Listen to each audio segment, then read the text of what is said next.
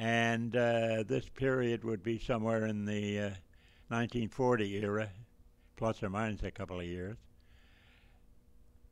Okay. All right, we Okay. can start then. All right, let me start This from the is a beginning. parade on Main Street in Nanticoke. I'm situated What's the on a story? wall right in front of the Methodist Church in Nanticoke, if you can picture where that is. And that's one of the tanks they used in World War II. The guy in the foreground is, can't think of his name. He's blocking your view, though. That's what he's doing. Eddie Bellis appears here somewhere in the foreground. Let's see. Did you know anybody on those tanks? No, I didn't know any of them. They were not necessarily local people. There's Eddie Bellis in the foreground taking pictures also. And that's Fred Pyatt. Fred and Russ Pyatt, brothers, rehabbed that old car. It's somewhere in the early 1900s. And Russell, or Fred, no, Russ Pyatt was the mechanic. And that's their nephew sitting with Russell on the car. And here we are in front of Smotko's store, and that's Joe Shepard on the left and Ras Ford on the right. This is when they were both in the 109th Field Artillery, and they were home on a weekend. And that's Green Street. They're walking home up Green Street. And here is Antolik. This is Andy Antolik, who lived right in back of us. He was also in the 109th. That's old Mr. Fogarty. Now here, this is in back of the armory in Nanticoke, and this is the 109th going off into World War II service.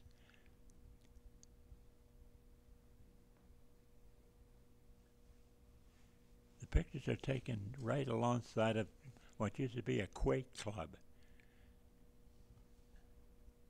Now these are soldiers that were stationed at the 109th Artillery, and I met the sergeant at a bar one night, and after a lot of talk about one thing and another, he said he'd bring the guys up and march them up and down in front of us, our place on Green Street, and here they are.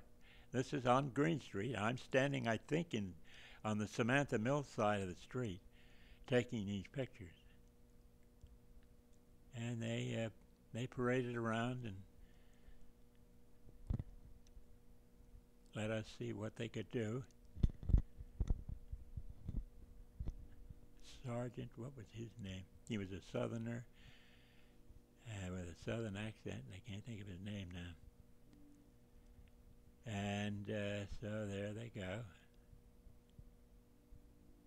And that's the sergeant. He's the guy in charge. So how did you convince him to do this? I don't know, just, talking about one thing and another, and I said, boy, I'd like to take some pictures of your guys. He says, okay, I'll bring them up tomorrow. And that's our house in the background. You didn't make a bet or anything? He just did it to be friendly? Yeah.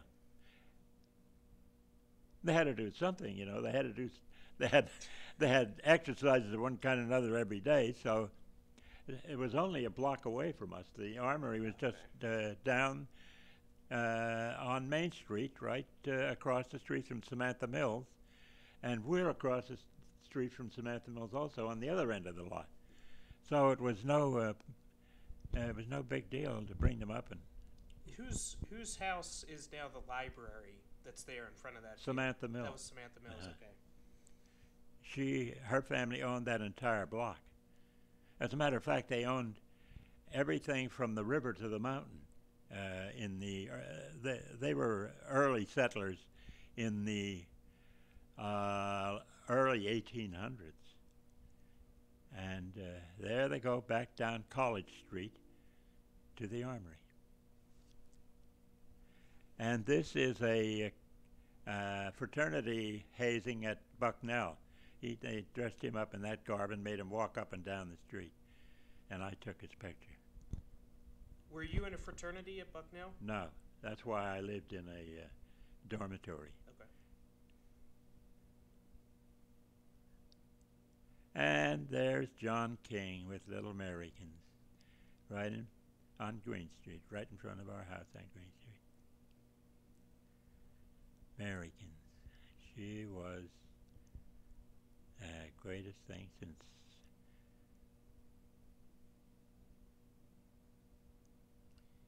Now he's your brother-in-law, right? Uh-huh. Yeah. And She's your niece. He's in uniform, as you can see. She's my aunt. He's my grandfather. Yeah. And that's my father with Americans. He's reading a Tory What's that? story. Oh, okay. She used to say, read me a Tory.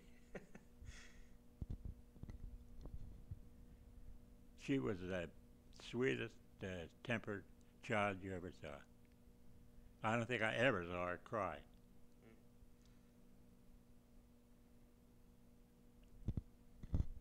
That's Jim Thomas, next door Jim Thomas, who was in the Navy during World War II. He was in a construction gang, and I think he spent most of his time in Alaska. He later became a school director and a fire chief and whatnot in Nanticoke. He was a politician too. This is at this train station in Nanticoke.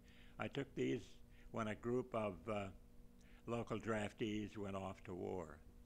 That's the high school band playing there. George Sheeter, I think his name was. And these are family members that are come to say goodbye to everybody.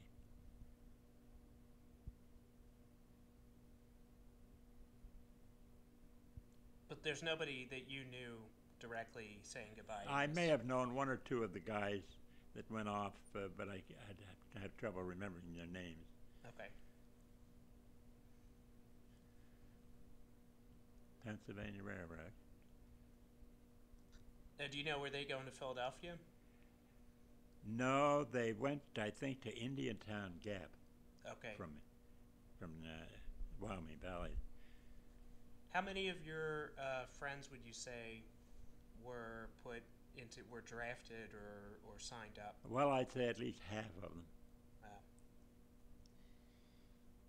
Also about Thomas, the guy Jim Thomas. Uh-huh. Was he? Do you know what he was stuffing in his shirt there? He seemed to be like trying to. Oh, he make was a just joke. primping to do something. That's all. You know. Oh, okay. Okay. All right.